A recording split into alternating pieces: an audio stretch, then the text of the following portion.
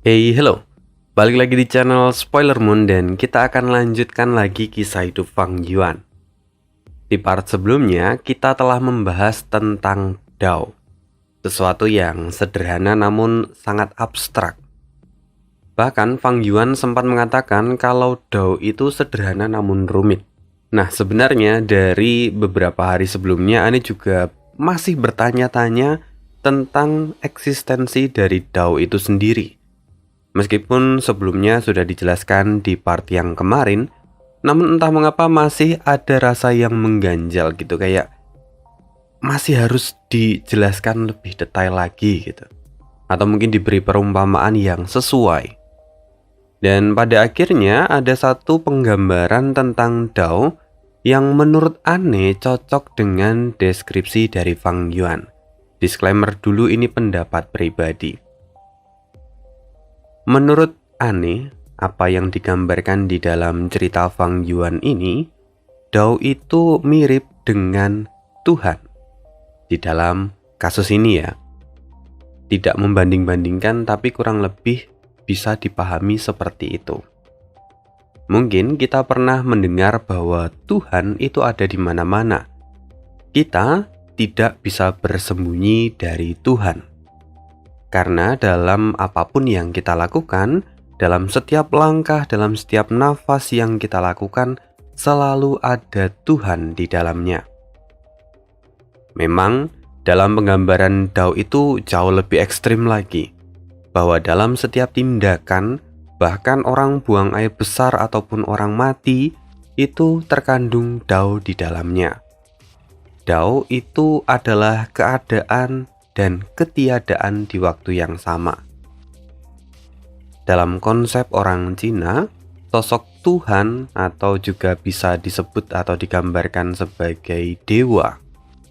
Dalam beberapa agama juga sosok Tuhan ini memiliki wujud manusia. Seperti contohnya Siddhartha Gautama yang akhirnya mendapatkan pencerahan dan disebut sebagai Buddha. Pun dalam komik ini itu digambarkan bahwa manusia adalah roh semua makhluk hidup dan Gu adalah inti sari surga dan bumi, yang kemudian oleh Fang Yuan diterjemahkan dalam satu kata, yaitu Dao. Tampaknya yang ingin ditekankan oleh penulis di sini sebenarnya adalah proses seseorang untuk mendapatkan pencerahan itu. Karena setelah mendapatkan pencerahan, manusia yang adalah roh dari semua makhluk hidup akhirnya menjadi Dao atau dewa atau Tuhan itu sendiri. Kalau Ane membayangkan sih kurang lebih seperti itu ya. Dan sangat mungkin untuk salah, maka boleh dikoreksi kalau salah. Tapi memang kalau menurut Ane penjelasan tentang Dao itu akan lebih mudah dipahami jika dipandang sebagai keberadaan Tuhan atau keberadaan dewa. Dao ada di mana saja seperti Tuhan. Lalu Gu mengandung pecahan Dao atau bagian dari anugerah Tuhan sehingga manusia dapat memiliki kekuatan super. Tentu di dalam cerita ini ya, bukan di dunia nyata. Sementara ada juga sebutan Dao Agung, yang mana itu merujuk pada keberadaan dari Tuhan itu sendiri. Potongan-potongan dari Dao itu menjadi anugerah, dan dalam setiap kegiatan kita itu ada Dao di dalamnya. Nah, itu yang digambarkan di sini. Maka Dao itu menjadi sesuatu yang ada di mana-mana, sesuatu yang sederhana tetapi sangat abstrak. Maka satu-satunya jalan untuk memahaminya adalah dengan mengimaninya. Ya, itu permenungan Ane selama beberapa waktu belakangan. Kalau misalnya ada yang kemudian mau menambahkan, boleh banget di kolom komentar. Saling berbagi pengetahuan dan menambah informasi itu tidak ada ruginya. Nah, kurang lebih itulah review dari part sebelumnya. Dan mari kita sambung lagi kisah hidup Fang Yuan di part 171. Nah, di part kemarin, selain membahas tentang Dao, sempat juga disinggung di akhir bahwa Fang Yuan mulai melakukan persiapan untuk bencana duniawi yang akan dia hadapi. Nah, sekarang di Gunung Danghun, Fang Yuan, Tai Bayun Seng, Little Hu, dan He Laolan, mereka berempat tampak melayang di langit dan menunggu datangnya bencana duniawi. Little Hu tampak khawatir, sementara Fang Yuan menyadari, lalu mengelus kepala kecil dari Little Hu. Kemudian dia berkata, "Jangan khawatir, kali ini situasinya berbeda dengan sebelumnya. Kita memiliki 3 Gu immortal dan semua sumber daya kita juga sudah dipindahkan. Ditambah dengan keberuntunganku yang sudah sangat meningkat. Aku yakin 80% kita pasti bisa melewati bencana ini." Mendengar itu, Little Hu menjadi lebih tenang. Namun, surga punya rencananya sendiri untuk mengatur keseimbangan dunia. Saat pondasi dari tanah terberkati menjadi semakin kuat, maka bencana kesengsaraan yang harus dihadapi pun akan semakin kuat. Fang Yuan juga tahu akan hal ini. Karena itu, dia dengan sengaja menyiapkan langkah pencegahan sejak awal. Dia memindahkan semua yang ada di dalam tanah terberkati Gunung Danghun ke dalam apertur milik Tai Bayun Seng. Dengan begini, kerugian yang akan mereka terima jelas akan menjadi sangat kecil. Dan kemudian, langit tiba-tiba bergemuruh dan ki bumi pun melonjak drastis. Inilah tanda dimulainya bencana duniawi. Tiba-tiba dari ketiadaan, perlahan muncul tunas yang perlahan membesar. Tunas itu tumbuh dengan sangat cepat dan dalam beberapa tarikan nafas, bunga merah telah memenuhi tempat itu. Sementara itu Fang Yuan menyadari apa yang terjadi. Ini adalah racun darah Keria, katanya dengan tenang. Walaupun sesungguhnya apa yang ditunjukkan Fang Yuan itu bukanlah ketenangan, melainkan kepasrahan. Karena Fang Yuan mengenali bunga ini. Dan sekali bunga Keria tumbuh, maka tidak ada yang bisa dilakukan. Kecuali kalau Fang Yuan memiliki gerakan pembunuh dari jalur kayu untuk menghentikan pertumbuhannya. Tapi apakah Fang Yuan punya? Jelas tidak, karena Fang Yuan mengembangkan jalur kekuatan, dan kemudian baru saja dia mendapatkan jalur kebijaksanaan, lalu sebelumnya jalur perbudakan, dan tidak ada satupun gerakan pembunuh dari jalur kayu. Apalagi gerakan pembunuh itu juga harus cocok dengan bencana ini kalau mau menghentikannya. Maka satu-satunya jalan adalah dengan pasrah. Sementara Fang Yuan memikirkan semua itu, bunga-bunga terus tumbuh dan mulai menutupi seluruh tanah di Gunung Danghun. Bunga Keria memiliki pertumbuhan yang cepat. Ia tumbuh dengan cepat dan layu pun dengan sangat cepat. Setelah beberapa tarikan nafas, bunga-bunga Keria mulai mati. Namun, ini bukanlah akhir. Karena bagian utama dari bencana duniawi ini adalah ketika bunga Keria mulai layu. Bunga ini akan mulai berubah menyerupai darah dengan racun yang sangat kuat.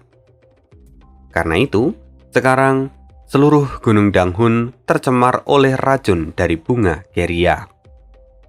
Di mana-mana dapat dilihat genangan darah beracun. Para rubah yang masih tertinggal kini mulai mati. Bahkan Rockman yang tubuhnya dari batu pun mulai menjerit kesakitan. Tidak sedikit dari mereka yang sampai harus meregang nyawa. Melihat semua ini, Tai Bayun Seng merasa kengerian dalam hati. Dia menghela nafas sejenak sebelum berkata, "Surga benar-benar tidak memberi kita waktu yang mudah."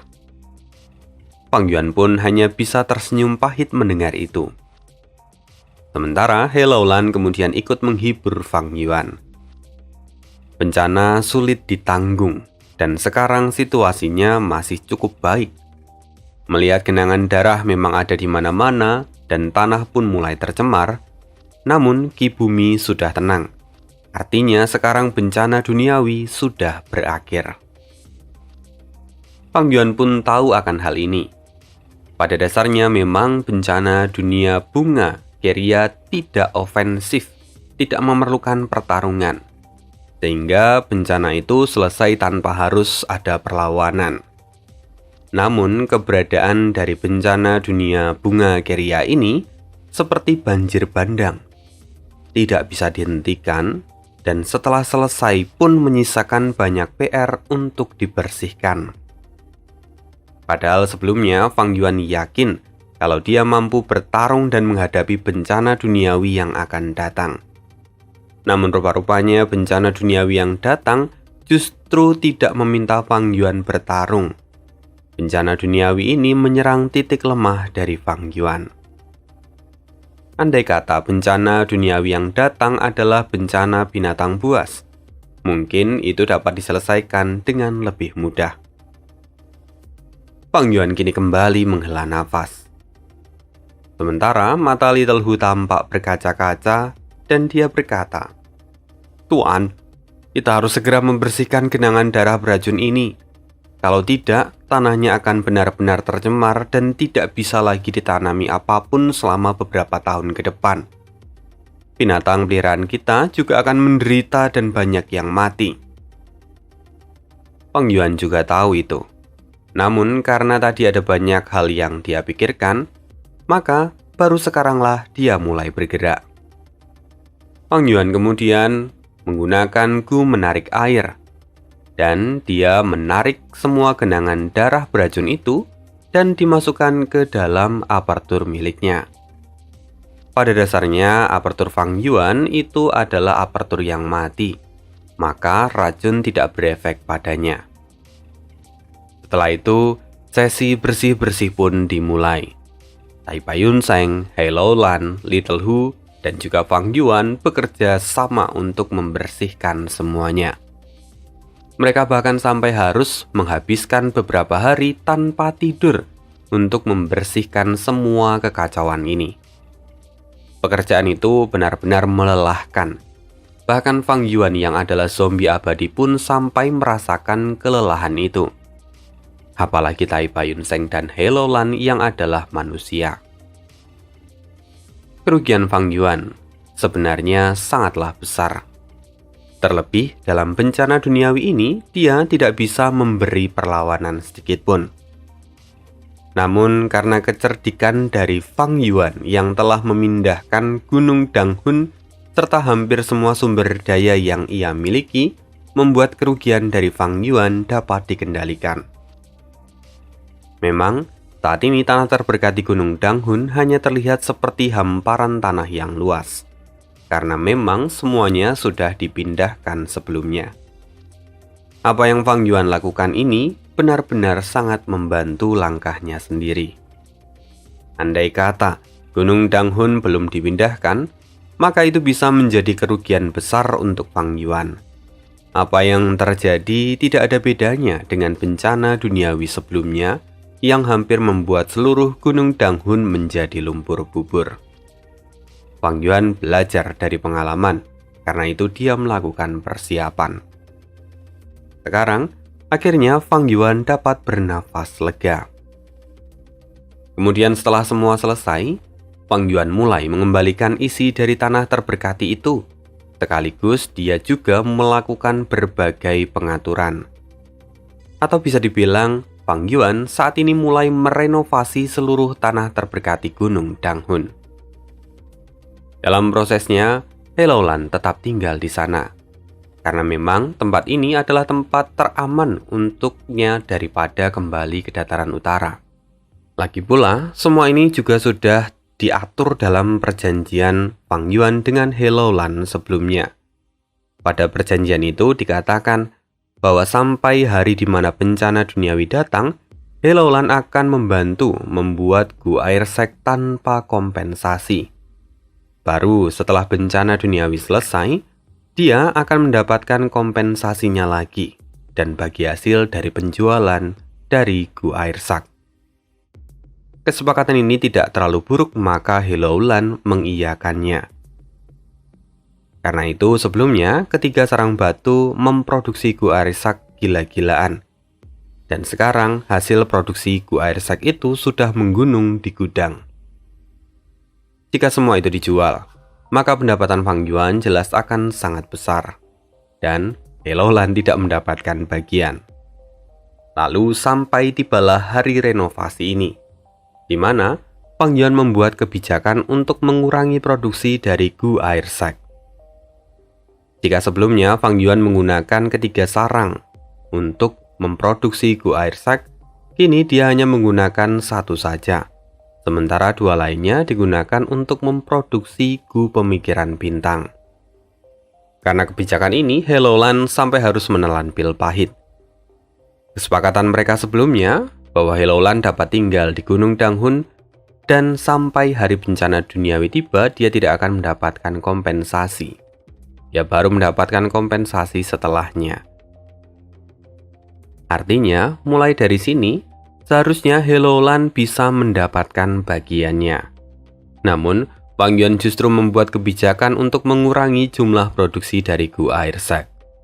Otomatis, sekarang Hellolan pun merasa dirugikan. Karena dengan jumlah yang semakin sedikit, itu membuat pendapatannya pun menurun. Misalnya, masing-masing dari sarang batu menghasilkan 500 Gu Air Sec dalam seminggu. Artinya, 3 sarang dapat menghasilkan 1.500 Gu Air Sec. Penjualan Fang Yuan sebelumnya hanya berasal dari 2 sarang batu, atau berarti sekitar 1.000 Gu Air Sec. Normalnya, bulanan Hellolan itu berasal dari 1.000 Gu Air Sec yang dijual Fang Yuan. Tapi dengan kebijakan ini, maka Hellolan hanya bisa mendapatkan bagian dari satu sarang, yaitu sekitar 500 Gu Air Sec. Sementara Fang Yuan sendiri masih bisa menjual 1.000 Gu Air Sec sama seperti biasanya. Karena memang saat ini masih ada persediaan Gu Air Sec di gudang. Oleh karena itu keuntungan Fang Yuan pun meningkat, sementara keuntungan yang diterima oleh Hellolan berkurang setengahnya. Licik, Fang Yuan memang sangat licik. Kali ini Hellolan benar-benar dipaksa menelan pil pahit. Bahkan Hellolan tidak bisa mengajukan protes, karena memang semua itu adalah perjanjian di antara mereka. Hellolan tidak berdaya. Namun apakah Hellolan adalah karakter yang mudah menyerah? Tentu tidak. Karena hal ini, Hellolan justru bertekad untuk segera mendapatkan bisnisnya sendiri. Dia sekarang benar-benar menyadari tentang kondisinya. Jika sebelumnya dia adalah tuan muda dari klan He, yang mana segala kebutuhannya dicukupi oleh klan He, sekarang dia bukan siapa-siapa lagi. Bahkan orang yang selama ini dia pakai untuk bergantung, yaitu perilisan, sedang menghadapi krisis. Dia tidak bisa terus bergantung pada perilisan. Hellolan menyadari semua kekurangannya. Karena itu, dia tidak bisa selamanya bergantung pada bibinya ataupun bergantung pada bisnis Gunyali Fang Yuan. Maka sekarang, dia mulai melakukan evaluasi dan mencari bisnis yang hanya dia sendiri yang bisa melakukannya.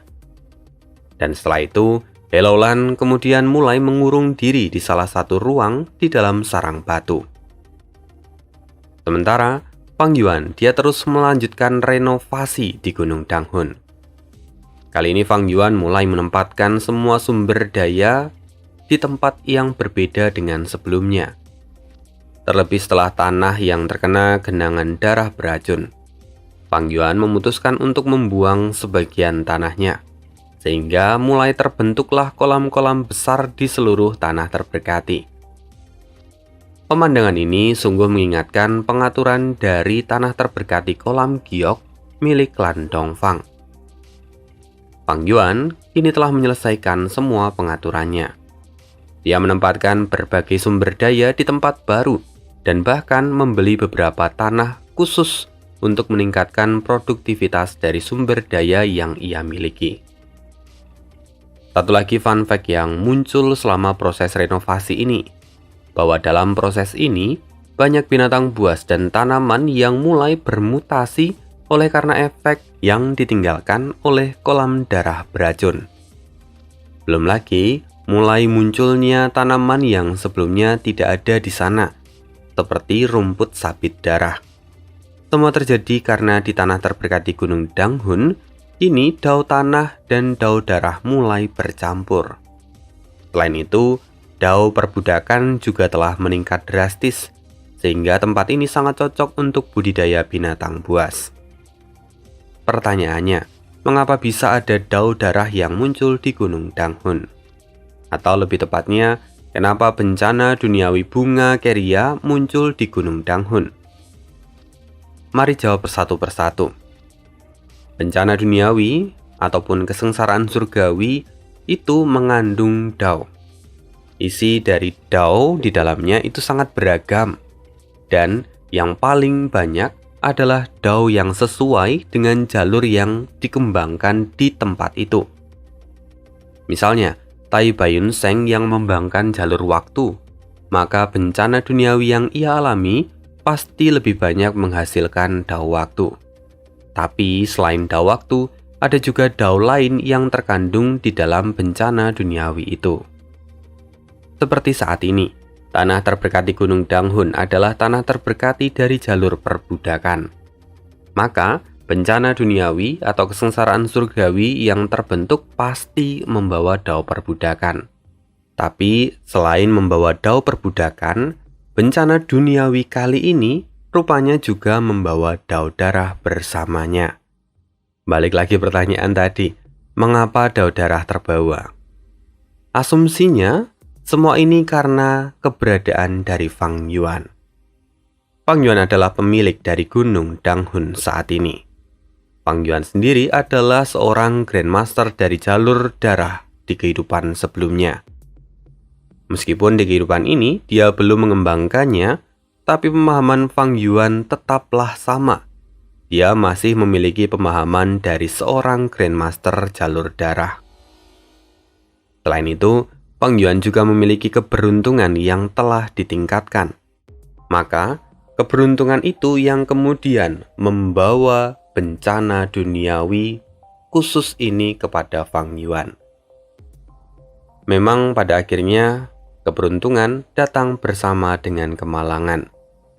Fang Yuan menghadapi bencana ini dan kemudian mendapatkan keuntungan besar. Setelah bencana duniawi ini selesai, dao darah menjadi sangat berlimpah di dalam tanah terberkati Gunung Danghun. Meski sebelumnya dia mengatakan pada He Laolan bahwa ini adalah kerugian karena dia tidak bisa melawan bencana duniawi dan hanya membersihkan sisa kerusakannya, tapi Fang Yuan sendiri menemukan keuntungan yang besar. Karena dia tahu, setelah genangan darah beracun itu muncul, maka mutasi besar-besaran pasti akan terjadi. Rumput sabit biru yang biasanya tumbuh di Gunung Danghun, ini bermutasi menjadi rumput sabit darah. Dari segi nilai jual, rumput ini beberapa kali lebih mahal daripada rumput sabit biru. Selain itu, para binatang buas kini juga mulai bermutasi dan tentu saja harganya pun ikut meningkat. Bahkan jika ini disebut sebagai bencana, tapi sesungguhnya bagi Fang Yuan, dia tidak menderita banyak kerugian. Malahan dia mendapatkan begitu banyak keuntungan. Namun memang, PR Fang Yuan adalah harus menata ulang alias merenovasi semuanya. Tapi Fang Yuan tidak ambil pusing. Dia tahu bahwa ini adalah investasi yang besar di masa depan. Hari demi hari, Fang Yuan terus melakukan renovasi dan pemulihan tanah di Gunung Danghun. Tentu saja semua itu dilakukan dengan bantuan dari Tai Bayun Seng. Tidak terasa setengah bulan pun berlalu, dan mereka akhirnya menyelesaikan semuanya. Setelah beberapa hari istirahat, Tai Bayun Seng lalu mengucapkan selamat tinggal pada Fang Yuan. Dia kembali ke Laut Timur. Pada akhirnya kesuksesan Fang Yuan dalam merenovasi seluruh Gunung Danghun itu juga karena Tai Bayun Seng. Tanpa Tai Bayun Seng, Fang Yuan tidak akan bisa sampai sejauh ini. Yap, di sini Ane merasa bahwa keputusan Fang Yuan tidak membunuh Tai Bayun Seng sebelumnya itu adalah keputusan yang sangat bijak. Sadar atau tidak, keberadaan Tai Bayun Seng di sisi Fang Yuan itu telah membawa banyak keuntungan untuk Fang Yuan. Bahkan, pada kesempatan ini, sebelum Tai Baiyunseng pergi, dia juga meninggalkan beberapa puluh esensi abadi sebagai pinjaman untuk Fang Yuan. Karena Fang Yuan memang saat ini sangat miskin, dan dia mulai kehabisan esensi abadi. Selain itu, dari keempat orang yang membuat sumpah laut, yaitu Fang Yuan, He Laolan, Perilisan, dan Tai Baiyunseng adalah yang terkaya di antara mereka.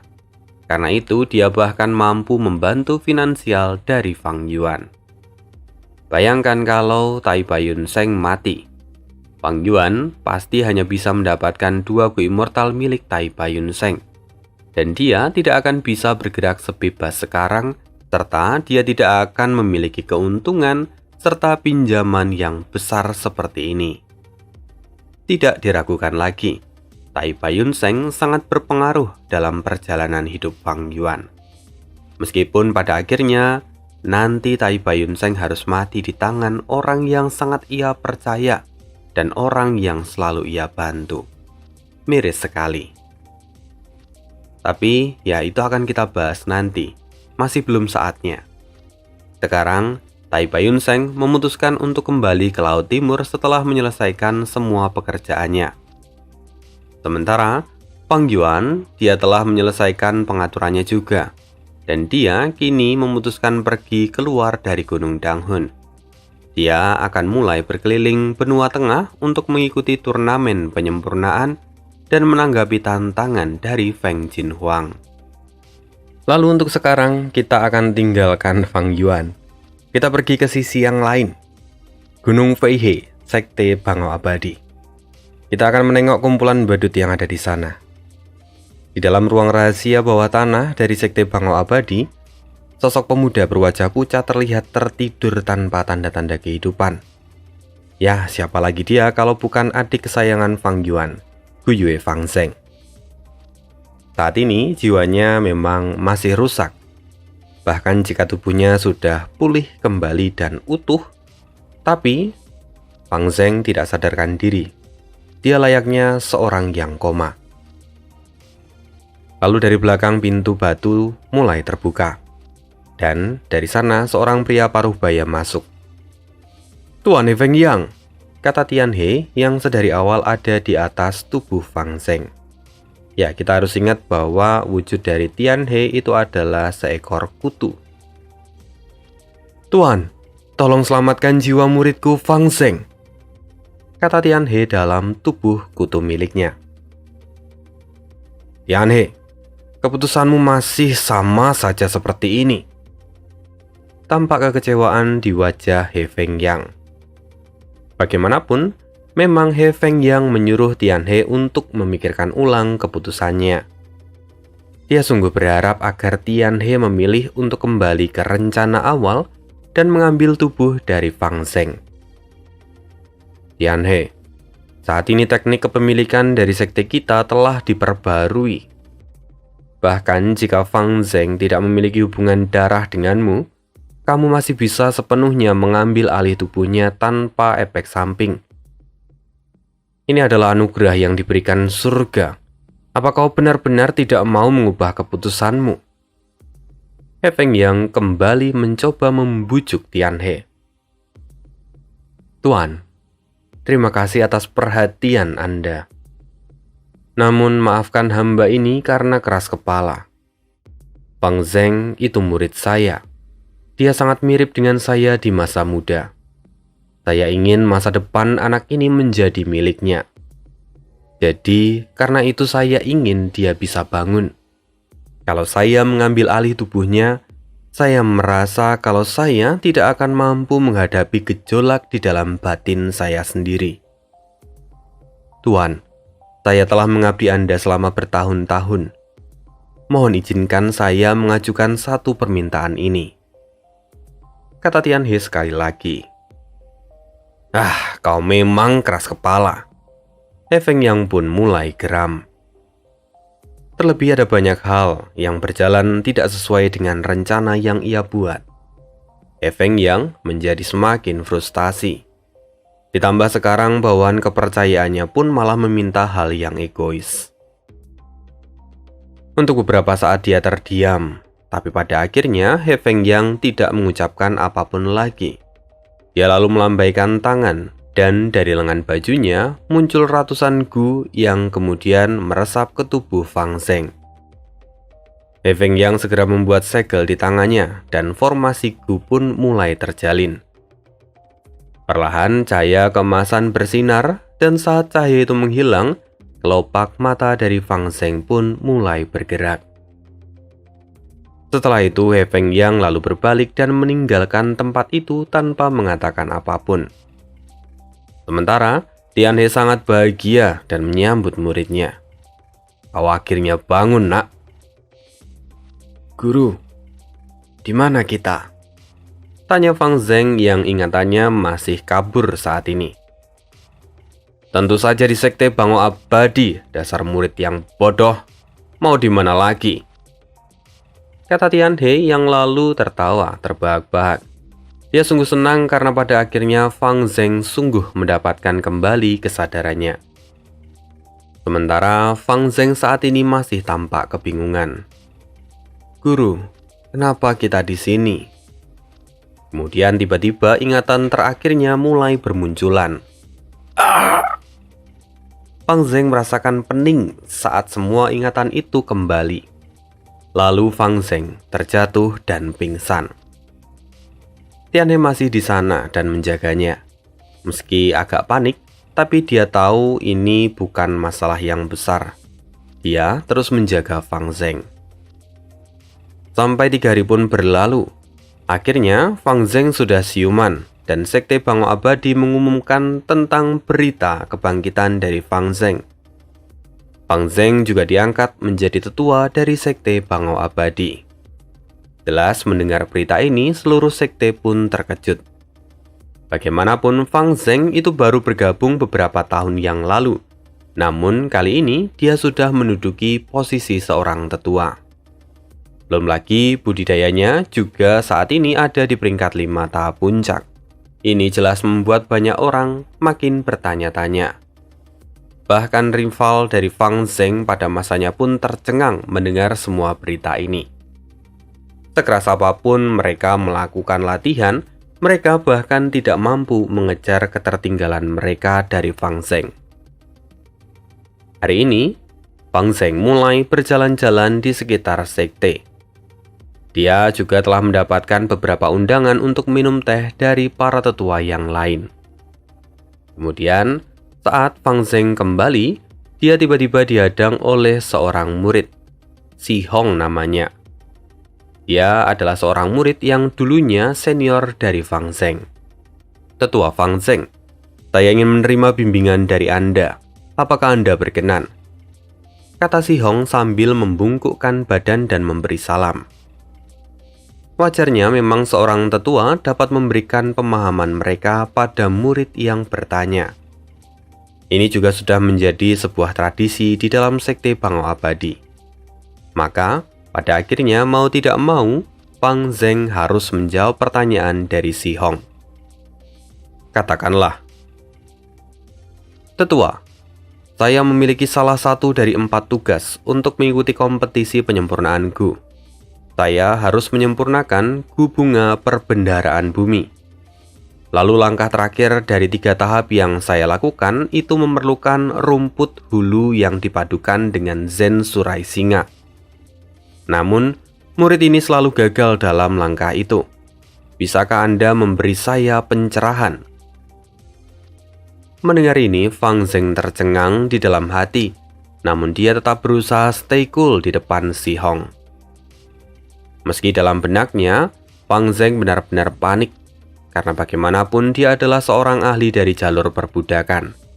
Kekuatan bertarungnya pun berasal dari pengendalian bangau. Semua orang pun tahu akan hal ini. Dan semua orang juga tahu bahwa Fang Zeng tidak memahami jalur penyempurnaan. Tianhe yang selalu bersamanya mulai membisikkan jawaban yang harus diucapkan oleh Fang Zeng. Kemudian Fang Zeng mulai menjawab sesuai dengan apa yang dikatakan oleh Tianhe. Hal ini tentu mengejutkan bagi Si Hong. Dan setelah Fang Zeng selesai bicara, Si Hong pun segera mengucapkan terima kasih. Tetua Anda sungguh luar biasa. Berkat Anda, saya mendapatkan pencerahan dan belajar banyak dari Anda hari ini. Si Hong pun segera memberi hormat. Lalu sekarang apa ada lagi yang ingin kau tanyakan? Tanya Fang Zeng. Si Hong segera menggelengkan kepala dan menjawab, "Tidak, Tetua. Saya telah mendapatkan jawaban yang saya butuhkan. Sekarang saya mohon izin untuk undur diri." Setelah itu, Si Hong pun pergi. Fang Zeng dan Tian He lalu kemudian mulai berbicara. "Bajingan ini benar-benar datang untuk mengujiku," gumam Fang Zeng. Ternyata kau menyadarinya. Bagus, penilaianmu kini sudah mulai membaik," kata Tian He. "Guru, apakah Anda juga sudah menyadarinya?" tanya Fang Zeng lagi. "Bodoh, tentu saja aku memahaminya. Bahkan motif kedatangan Si Hong pun aku tahu. Kau seharusnya ingat bahwa sebelumnya kau diundang oleh Tetua Yantang. Kekuatan Tetua Yantang saat ini mulai melemah. Karena itu, dia dengan sengaja mengundangmu dan berniat untuk menjodohkanmu dengan putrinya Yi Yue. Kau seharusnya sadar saat Yi Yue ditempatkan di sekitarmu selama pertemuan tadi. Sementara di sisi lain, ini justru memancing rasa cemburu dari Si Hong, karena memang Si Hong telah lama jatuh hati pada Yi Yue. Karena itu, dia hari ini datang untuk mempermalukanmu. Kalau tidak mungkin dia akan menanyakan jalur penyempurnaan pada orang yang mengembangkan jalur perbudakan," kata Tian He menjelaskan. Lagi-lagi orang mencoba memanfaatkanku. Mengapa orang-orang sangat picik? Sudah, aku tidak mau lagi menerima undangan seperti itu, kata Fang Zeng yang mulai kesal. Bocah bodoh. Ini adalah bagaimana dunia bekerja. Pernikahan tidak selamanya tentang cinta. Bahkan di dalamnya juga bisa terkandung politik. Kau tidak bisa menghindari semua ini. Terlebih sekarang, meski Tetua Yantang mulai melemah, namun kekuatan dan pengaruhmu bahkan jauh lebih lemah daripada dia. Kau tidak bisa bersikap arogan dan semaunya. Karena itu kau tetap harus mengikuti semuanya. Aku yang akan memandumu, kata Tian He. Baiklah kalau begitu, Guru. Fang Zeng pun akhirnya mengangguk. Lalu mereka melanjutkan perbincangan. Guru, tadi Si Hong menyebutkan tentang kompetisi penyempurnaan. Apa itu sebenarnya? Tanya Fang Zeng. Pertanyaan yang bagus. Kau memang harus bertanya tentang itu. Karena ini adalah pengetahuan dasar. Jangan sampai orang lain menganggapmu bodoh karena kau tidak tahu. Akan kujelaskan. Kompetisi penyempurnaan itu adalah acara besar di benua tengah, yang mana itu hanya terjadi selama 100 tahun sekali. Tanpa penggunaan Gu Umur ataupun metode khusus, biasanya seorang Master Gu hanya bisa berpartisipasi sekali seumur hidup, kata Tian He. Wow, ini acara yang luar biasa. Apakah acara ini khusus hanya untuk mereka yang membangkang jalur penyempurnaan? Tanya Fang Zeng. Tidak juga. Siapapun dapat mengikuti acara ini. Bahkan, apapun status mereka, mereka juga tetap bisa mengikuti ini. Karena hal itulah antusiasme untuk mengikuti acara ini pun sangat besar. Maka kemudian dibuatlah satu sistem seleksi, yaitu dengan memenuhi 4 tugas yang harus dipenuhi. Itu adalah tahap seleksi. Dengan begitu maka akan tersaring dan hanya mereka yang kompeten yang bisa masuk ke tahap berikutnya. Kemudian untuk siapapun pemenangnya, mereka akan mendapatkan kekayaan yang luar biasa. Selain itu, acara ini skalanya sangat besar. Bahkan para Master Gu dari keempat wilayah yang lain mereka juga ikut bermunculan dan mengikuti kompetisi ini. Wow, itu sungguh luar biasa, Guru. Lalu tugas apa saja yang harus dilakukan? Tianhe lalu menjawab, tugas itu adalah penyempurnaan dari Gu dasar. Aku akan membimbingmu secara langsung daripada menyebutkannya. Apa, Guru? Saya mengikuti kompetisi ini? Apakah saya bisa? Kata Fang Zeng yang terkejut akan perintah dari gurunya. Tentu saja kau bisa. Selama kau ada di bawah bimbinganku dan berlatih secara gila-gilaan selama waktu-waktu ini, kamu pasti bisa mengikuti kompetisi ini. Sungguh, Guru? Kalau memang begitu, maka saya akan melakukan yang terbaik. Fang Zeng kini tampak penuh dengan semangat. Lalu sekarang kita akan berpindah lagi. Di benua tengah, Gunung 5 Kebajikan. Gunung ini adalah base kekuatan dari Sekte 5 Kebajikan. Siapa mereka? Sekte 5 Kebajikan ini adalah sekte yang belum lama ini berdiri. Namun mereka disegani oleh banyak kekuatan. Karena pemimpin dari sekte ini adalah mantan tetua sekte teratai surgawi yang adalah salah satu dari 10 sekte kuno. Karena itu, meski sekte 5 Kebajikan masih kecil, namun tidak ada yang berani meremehkan mereka. Terlebih untuk kekuatan yang basis kekuatannya setara dengan sekte 5 Kebajikan. Semuanya bersikap sopan pada mereka. Nah, saat ini Gunung 5 Kebajikan ditunjuk sebagai salah satu lokasi untuk melakukan seleksi guna kompetisi penyempurnaan. Sesungguhnya memang ada begitu banyak titik untuk melakukan seleksi ini. Kalau dihitung, kurang lebih ada sekitar 100 titik yang tersebar di seluruh benua tengah. Namun kali ini, Fang Yuan memilih tempat ini untuk mengikuti seleksi masuk. Seleksi ini memiliki beberapa tahap yang harus dilewati, sampai pada akhirnya nanti mereka yang lolos akan dapat mengikuti kompetisi penyempurnaan. Namun yang menarik bahwa semua orang dapat mengikuti seleksi ini. Dan setiap babak juga akan disediakan hadiah untuk mereka yang berhasil lolos. Selain itu ada juga hadiah utama untuk mereka yang bisa mendapatkan posisi 3 teratas. Dan semua hadiah itu diberikan pada setiap babak. Maka tidak heran jika ada begitu banyak orang yang berbondong-bondong mencoba mengikuti seleksi ini. Sekarang, Gunung 5 Kebajikan benar-benar hidup.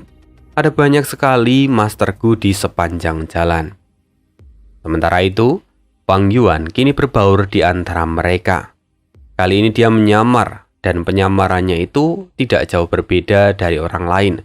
Maka, dia tidak terlalu banyak menarik perhatian. Penyamaran di tempat seperti ini itu adalah hal yang sangat wajar.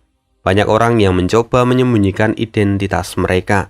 Entah mungkin karena kasta, kekuatan, ataupun mereka yang berasal dari jalan iblis dan mereka yang berasal dari benua lain. Dan hal ini juga tidak dilarang. Karena itu, Fang Yuan dapat menyamar dengan jauh lebih leluasa dan sama sekali tidak menarik perhatian. Singkat cerita, Fang Yuan menyusuri jalan hingga sampai di sebuah platform besar. Di sana terdapat tulisan tahap seleksi murid. Fang Yuan lalu maju dan mengambil nomor urut. Dia mendapatkan nomor urut 63. Lalu segera dia berjalan ke tempatnya. Memang platform besar ini sudah dimodifikasi sedemikian rupa. Tempat itu dibuat petak-petak khusus untuk para Master Gu supaya bisa memulai pemurnian di atas panggung yang sama. Kemudian sekarang ada banyak Master Gu yang sudah bersiap-siap. Lalu beberapa saat kemudian seorang tetua dari Sekte 5 Kebajikan lalu memberikan pengumuman. Seleksi kompetisi penyempurnaan. Peserta diminta menyelesaikan 4 tugas dengan membuat 4 buah Gu yang sudah ditentukan. Sekarang, kunyatakan ujian ini dimulai. Pada tahap seleksi ini, semua murid diberikan waktu 1 jam untuk menyelesaikan 4 buah Gu dasar peringkat 1. Semua orang tidak membuang waktu dan langsung memulai penyempurnaan. Mereka mengeluarkan seluruh teknik terbaik mereka. Tapi Fang Yuan dengan santai memulai setelah semua orang memulai. Dan setelah 15 menit kemudian, Fang Yuan pun telah menyelesaikan tugasnya. Dia berdiri dan itu membuat semua orang terkejut. Seorang masterku lalu bertanya pada Fang Yuan. Dia adalah panitianya. Apakah Anda sudah selesai? Ya, jawab Fang Yuan. Semua orang terkejut. Mereka tidak percaya dengan apa yang mereka lihat. Ini baru 15 menit. Namun setelah diperiksa, memang semua gu buatan Fang Yuan tidak memiliki kecacatan dan terlihat sangat bagus. Mereka semua bahkan terlihat kenyang dan sehat. Karena hal itu, Fang Yuan lalu dinyatakan lulus tahap seleksi. Kemudian, Fang Yuan dipersilahkan untuk menuju tahap pertama. Tahap pertama terletak di punggung gunung. Maka Fang Yuan harus berjalan menuju tempat itu. Tapi sebelum sampai di tahap pertama, Fang Yuan akan menemui sebuah tempat di mana dia harus mendapatkan kartu untuk mengikuti kompetisi ini. Tahap seleksi memang tidak memberikan hadiah khusus, melainkan mereka akan diberikan token pengenal sebagai peserta di dalam kompetisi ini. Fang Yuan lalu berjalan meninggalkan tempat itu.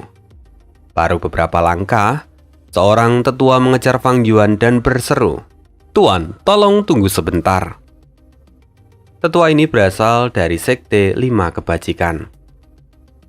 Namun sebelum tetua itu bicara, Fang Yuan memotong dan dia berkata, "Aku tahu niatmu. Aku tidak tertarik. Lagi pula, Sekte 5 Kebajikan tidak akan mampu mengakomodasi kebutuhanku." Mendengar hal itu, sang tetua pun tertegun, dan perlahan wajahnya berubah menjadi merah karena marah. Dia memang datang atas perintah dari pemimpin Sekte 5 Kebajikan. Namun, dia sungguh tersinggung akan ucapan dari Fang Yuan. "Apalagi yang kau mau? Mengapa kau tidak pergi?" kata Fang Yuan dengan ketus. Mendengar itu, wajah tetua pun berubah menjadi ungu. Dia berkata, "Tuan, Anda sungguh meremehkan Sekte 5 Kebajikan kami. Bukankah sikapmu ini terlalu sombong?"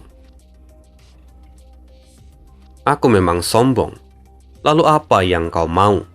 Apa kau tidak terima dan ingin berduel denganku?" kata Fang Yuan dengan dingin. "Tuan, Anda sungguh luar biasa. Saya akan menunggu pencapaian Anda dalam kompetisi ke depannya."